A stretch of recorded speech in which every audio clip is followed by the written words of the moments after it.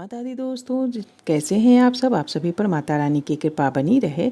जय श्री कृष्ण, राधे राधे। चलिए दोस्तों, आज जानते हैं कि राधा और कृष्ण के प्रेम को दुनिया में सबसे अलग क्यों माना जाता।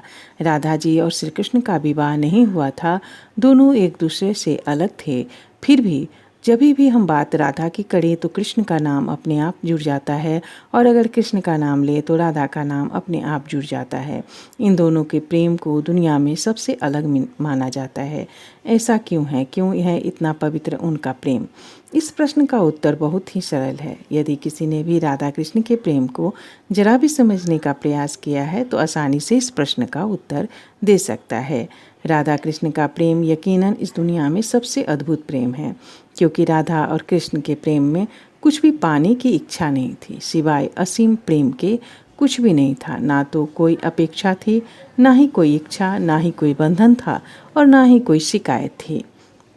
वैसे तो राधा और कृष्ण के प्रेम की अनेक कहानियाँ प्रचलित हैं, पर राधा कृष्ण की कहानियों में ना पढ़कर यदि उनके भावों को समझा जाए तो सिर्फ एक ही बात साफ निकल कर आती है कि विशुद्ध प्रेम ही राधा और कृष्ण के प्रेम को अद्भुत बनाता है। क्या आपने कभी सोचा है कि किसी से बिना कुछ पाने की इच्छा रखते हुए या सामने वाले से बिना कुछ अपेक्षा रखते हुए भी प्रेम किया जा सकता है या प्रेम हो सकता है?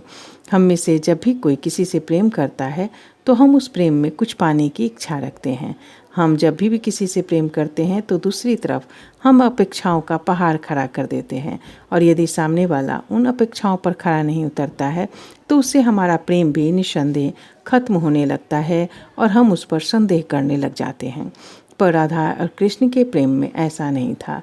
राधा और कृष्ण का प्रेम बिल्कुल निश्चल और पवित्र प्रेम था, जिसमें कुछ भी पाने की कोई अभिलाषा नहीं थी। सिर्फ समर्पण का भाव था, सिर्फ समर्पण था। इसीलिए जब श्री कृष्ण राधा को छोड़कर मथुरा चले गए तब भी उनके प्रेम पर इसका किसी प्रकार का कोई प्रभाव नहीं पड़ा। यहाँ तक कि श्री कृष्ण ने जब अनेकों विवाह कर लिए तब भी राधा जी के प्रेम पर रत्ती भर भी असर नहीं पड़ा।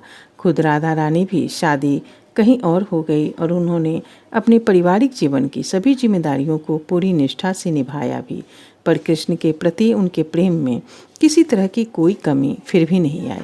यह जानते हुए भी कि अब श्री कृष्ण उनके पास कभी लौट कर नहीं आएंगे, वह श्री कृष्ण से उतना ही निश्चल प्रेम करती रहीं जितना कि उनके साथ होने पर कर सकती थी। राधा रानी श्री कृष्ण की दरस दीवानी तो थीं, पर उनके पास होने या न होने से उनके अथाह प्रेम पर जरा भी फर्क नहीं पड़ता था। कृष्ण तो सदा ही उनके हृदय में रहते थे। श्री कृष्ण भी अपने कर्तव्यों के पालन हेतु राधा रानी से दूर तो चले गए, पर उन्होंने भी कभी राधा रानी को अपने हृदय से दूर नहीं किया। एक कथा में विवरण मिलता है कि अपने अंतिम दिनों में राधा जी द्वारिका गई थीं। उनके अंतिम समय में श्री कृष्ण उनके सम्मुख ही थे।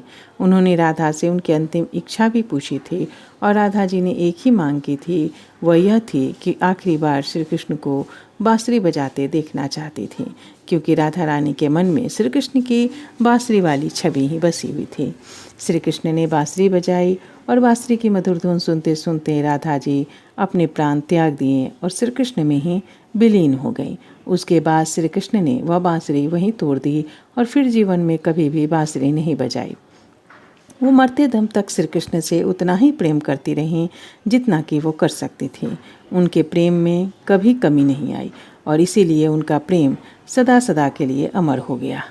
इसीलिए राधा और श्री कृष्ण के प्रेम को दुनिया में सबसे अलग माना जाता है, जहाँ पर न तो कोई अपेक्षा थी, न ही उपेक्षा, न किसी तरह के पाने की इच्छा था, तो सिर्फ समर्पण एक दूसरे के प्रति